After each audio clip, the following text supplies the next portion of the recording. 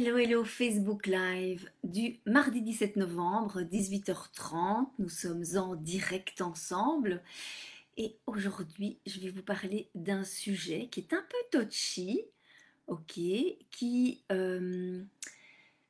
comment dirais-je, qui vous invite en fait à cesser de remettre votre destin entre les mains d'autrui. C'est-à-dire que vous, évidemment, vous vous barrez la route par rapport à ça. Et on va parler de ça aujourd'hui parce que c'est un sujet qui est récurrent, c'est un sujet qui est intéressant. Et en attendant, je vais attendre quelques instants que vous puissiez vous connecter, que vous puissiez venir me rejoindre. Et lorsque vous me rejoignez, eh bien, on va prendre le rituel hebdomadaire. Dites-moi bonjour dans les commentaires, likez la vidéo, envoyez des cœurs, etc. La planète a besoin de ça, besoin d'amour, besoin de toute cette énergie pétillante et positive que nous allons partager ensemble aujourd'hui pendant ce live. Donc je vois qu'il y a quelqu'un qui s'est connecté. Alors dites-moi bonjour dans les commentaires. Et en attendant, je vais voir si cette fois-ci ça fonctionne, si je peux partager ce live sur ma page perso aussi, s'il y a moyen. Et sinon, on va rentrer ensemble dans le vif du sujet, qui est, peut-être que je dois un peu patienter encore, qui est vraiment lorsque vous avez une décision importante à prendre, alors que ce soit vous, que ce soit nous, que ce soit des personnes que vous connaissez aussi, parce qu'il y a certainement des personnes qui viennent vous trouver parce qu'elles ont des décisions à prendre et qui viennent vous en parler. Et ces personnes, ou bien vous-même, lorsqu'il y a une décision importante qui doit être prise, eh bien, on est évidemment tenté de demander l'avis de l'autre. C'est totalement humain. Ah, bonjour André, je vois que tu m'as rejoint. Ça me fait très plaisir de voir que tu es là. Alors, il y a d'autres personnes qui sont aussi, qui ont rejoint ce live. Si vous pouviez aussi me dire bonjour, me faire des pouces, me faire des cœurs, etc. Ce serait vraiment super top. Et puis, si vous pouviez faire quelque chose pour moi, partagez cette vidéo parce que j'arrive pas à la partager sur mon mur aussi. Et donc, ce serait vraiment super parce que si on peut agrandir la communauté des lives du mardi, eh bien, c'est tout bénef pour tout le monde parce que vous recevez des conseils, du contenu gratuit, chose que vous pouvez mettre en place, de la pétillance de ma part aussi. Et puis, c'est un retour sympa pour moi aussi. Alors, coucou Anna, toi tu es de Floride. J'espère qu'à Miami ça se passe bien. Je sais que tu fais un super lancement pour ton livre aussi. Je te souhaite vraiment plein de bonnes choses parce que je sais que tu es primée pour ça. C'est vraiment formidable, on se connaît bien hein, toutes les deux. Et je voudrais vraiment rentrer dans ce vif du sujet de la décision importante. Alors ce soir, on va vraiment parler de ça ensemble. Quand on a une décision importante à prendre, eh bien nous sommes tentés de demander l'avis de l'autre, que ça soit l'avis de son conjoint, que ça soit l'avis de son père, de sa mère, de ses enfants, en fonction s'ils peuvent prendre une décision aussi. En fonction, on peut demander l'avis de sa meilleure amie, de sa cousine, de son cousin, de son psy aussi, puisqu'il y en a qui remettent leurs décisions avec les discussions qu'ils vont avoir avec leur psy. Et si le psy dit oui, alors peut-être qu'ils vont s'exécuter. Si le psy dit non, ils ne vont pas s'exécuter. Mais bon, peu importe.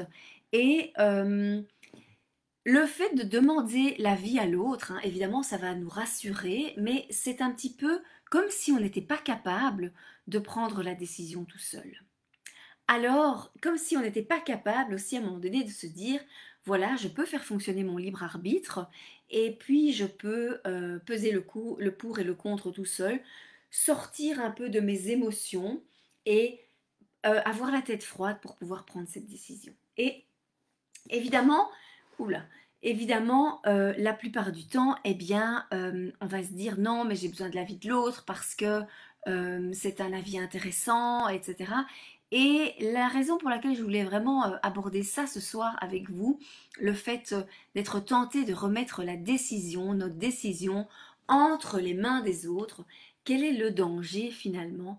Eh bien, c'est que finalement, euh, vous savez que donc nos décisions parfois elles sont gouvernées par la peur et je vais revenir là-dessus juste après, comme ça on va pouvoir aller en profondeur là-dedans. Mais souvent les personnes à qui on demande ne sont pas spécialement armées pour nous répondre, pour peser le pour et le contre, pour prendre de la distance, pour être à distance des émotions aussi et risquent plutôt de projeter en fait leur propre peur par rapport à notre situation. Et donc, qu'est-ce qui va se passer? C'est que, un, on pourrait se sentir incompris. Deux, on pourrait se sentir un peu illégitime par rapport à ça. Trois, les peurs pourraient grandir aussi, parce qu'on aurait l'impression que tout d'un coup, on ne se sent pas à la hauteur, surtout si on demande l'avis de quelqu'un qui nous impressionne et qu'on met sur un piédestal aussi. Si cette personne dit non, non, c'est pas pour toi, etc., on risque d'être fort influencé, mais de la mauvaise manière finalement, et d'être déçu puisque on a mis sa confiance en fait en l'autre, en lui confiant ce que l'on voulait partager avec lui et aussi ou avec elle, et au niveau de cette prise de décision aussi. Et donc, finalement, ce qui va se passer, c'est que votre objectif, lorsque vous posez la question à l'autre, hein, pour avoir son avis, votre objectif n'est bien souvent pas son objectif. Et c'est là que je voudrais vraiment faire le poids. Votre objectif, par exemple, de vous développer, votre objectif d'avancer, votre objectif voilà, de bonheur, votre objectif financier, votre objectif d'agrandir votre entreprise, votre objectif d'avoir plus de clients, votre objectif de changer de job, votre objectif de changer de partenaire, si par exemple, voilà, votre objectif de divorcer, ce type d'objectifs-là, que ce soit des objectifs personnels ou que ce soit des objectifs professionnels, eh bien, souvent, votre objectif n'est pas l'objectif de l'autre. Et on n'a pas toujours conscience que lorsque l'on va demander conseil, lorsqu'on a une décision importante à prendre, lorsque l'on va demander conseil, il n'est pas toujours dans l'intérêt de l'autre que vous réussissiez. Alors je sais que ça peut paraître un petit peu perturbant ce que je vais vous expliquer, mais c'est souvent le cas. Parce que dans les relations que l'on peut avoir, vous savez, on va vibrer sur le même plan. C'est pour ça qu'on s'entend, ou c'est pour ça qu'on ne s'entend pas, d'accord? Mais on vibre sur le même plan. Et puis, s'il y en a un des deux qui a envie de s'élever, de se développer, de développer son entreprise, d'avoir des projets, d'être reconnu, d'avancer, etc., etc., ce n'est pas toujours l'avantage de l'autre que cela arrive. Et donc, si vous allez lui demander son avis, eh bien, si l'autre se dit, mais je vais te voir t'envoler, te développer, je n'ai pas très envie, parce que ça veut dire que moi, je suis obligée soit de m'élever aussi, soit d'avoir du courage, soit d'avancer, ou bien je n'ai pas envie de me voir dans ma médiocrité. Ok? Ça, c'est le petit dialogue interne, on va dire plutôt de celui-là, qui va être inconscient, qui ne vous révélera jamais. Ok? Et donc, parce que si vous voulez vous élever, pas sûr que l'autre ait très envie que ça arrive, puisque, comme je vous disais, il va être confronté ou elle va être confrontée à sa propre médiocrité, à ses propres peurs, à sa stagnation, etc., etc. Et ça ne plaît pas. Et ça ne plaît pas. Et c'est pour ça que votre objectif n'est pas toujours l'objectif de l'autre. Et donc, là où je voudrais vraiment faire le message ce soir dans ce live, c'est que lorsque vous avez une décision importante à prendre, voilà, pour les exemples que j'ai cités, que ça soit pour personnel, que ça soit professionnel, que ça soit, voilà, pour plein de choses, plein de cas, je peux comprendre que toutes les peurs puissent ressortir. Puisque on le voit souvent, on l'observe souvent. Et donc, ces peurs, elles peuvent aussi se transformer en excuses. Et la semaine dernière, j'ai fait un live justement sur les excuses que l'on se donne pour finalement ne pas s'élever, ne pas avancer, ne pas réussir ou se conforter aussi Eh bien, quelque part dans sa petite médiocrité, ok? Mais vous qui me suivez depuis longtemps, vous n'avez pas envie de rester là-dedans ou d'être confronté à cela. Et donc, vous, ce que vous faites, c'est que vous voulez avancer, vous voulez continuer à vous élever. Et donc, vous avez envie justement de prendre les choses en main et de pouvoir avancer et de pouvoir prendre ces peurs et de vous rendre compte que la plupart du temps, ce sont des peurs qui sont inexistantes. Et je vais vous donner des exemples. Je vais vous donner un exemple concret. Par exemple, vous avez besoin d'une somme d'argent pour pouvoir investir dans quelque chose qui vous est indispensable, qui vous semble indispensable pour votre développement. D'accord? Et vous ne disposez pas de cette somme d'argent pour l'instant. Et vous êtes en train de réfléchir à qui pourrait vous aider là-dessus. Et j'ai parlé tout à l'heure, au départ, hein, quand on a une décision importante à prendre, on peut aller voir son père, sa mère aussi, si nos parents vivent toujours. Euh, Surtout s'ils ont les moyens, on peut se dire aussi, j'ai un investissement à faire. Pour l'instant, vu la situation, c'est peut-être un peu compliqué. Toc toc papa, toc toc maman, écoute, est-ce que tu peux m'aider, machin, etc. La plupart du temps, comme je vous disais, votre objectif n'est pas son objectif. Ok?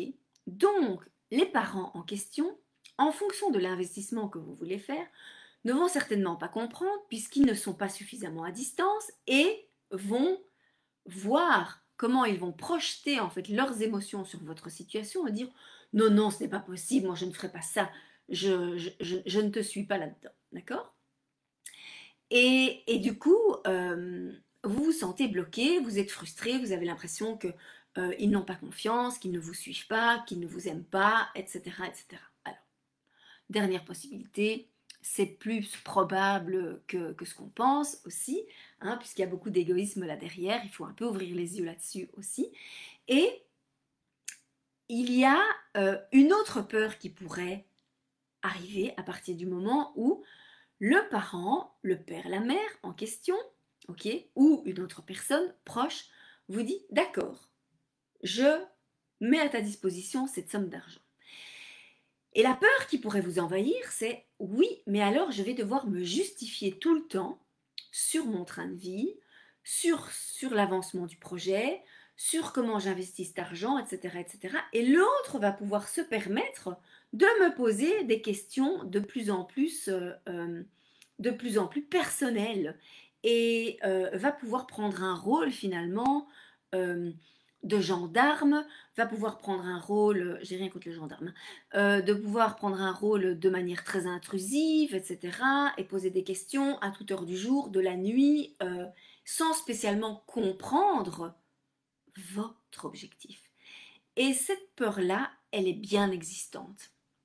Et donc, vous pouvez reprendre votre pouvoir et vous dire, ok, on va faire la part des choses, d'accord? Il y a le fait de demander un prêt ou un don, ok, qui n'a rien à voir avec je suis d'accord que tu te mêles de ma vie, ok? On va vraiment séparer les deux choses.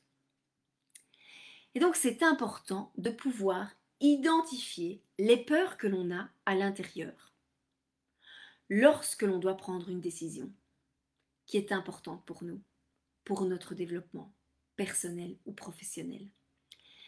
Parce que ces peurs-là, vous savez, la peur, en fait, hein, c'est quelque chose d'intangible. Si vous voulez la toucher du doigt, comme ça, vous n'arriverez pas. Vous n'arriverez pas. Vous pouvez dire oui, mais je sens qu'à l'intérieur, j'ai des sueurs froides ou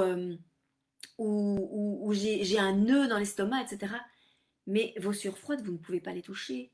Cette peur, elle est, d'accord, elle est physique. D'accord, elle est vraiment kinesthésique. Mais vous ne pouvez pas l'attraper. Donc, si vous changez votre vibration aussi, si à un moment donné vous vous rendez compte que vous pouvez avoir un autre plan, une autre idée, et finalement cette peur-là, elle va disparaître. Ok? D'où l'avantage aussi d'être créatif lorsqu'on doit prendre ces décisions.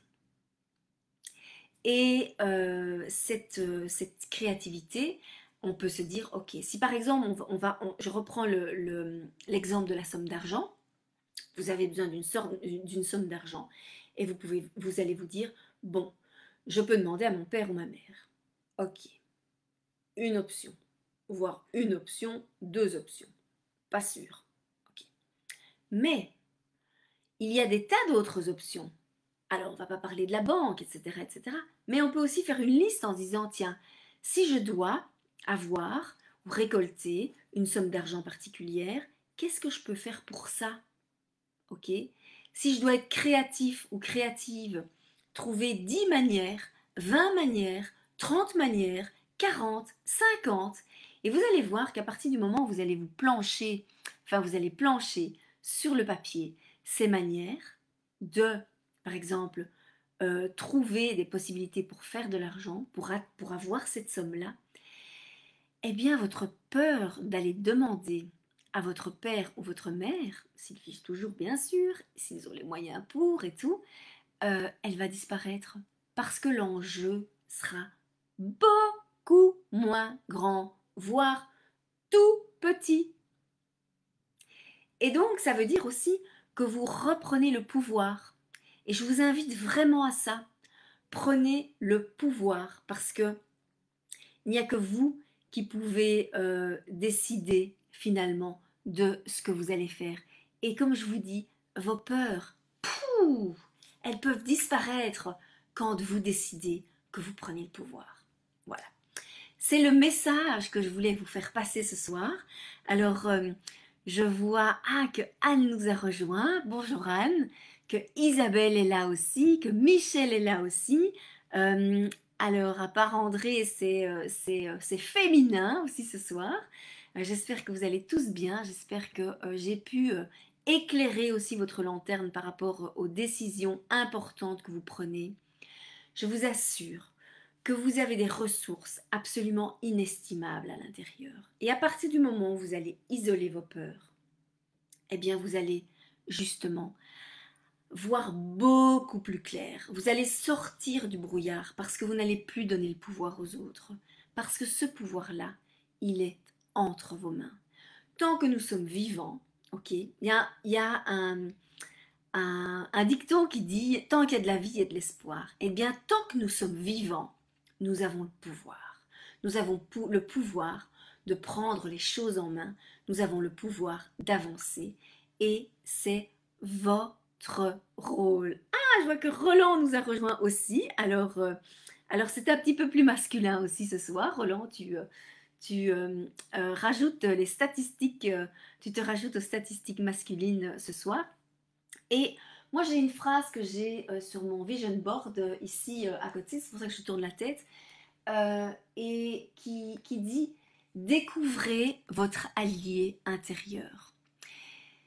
Et vraiment, c'est ce que je vous souhaite, c'est de découvrir votre allié intérieur. Parce que lorsque vous écoutez votre intuition, lorsque vous mettez à distance vos peurs, vous êtes capable de prendre des décisions importantes sans avoir besoin de demander l'avis de X, Y et Z.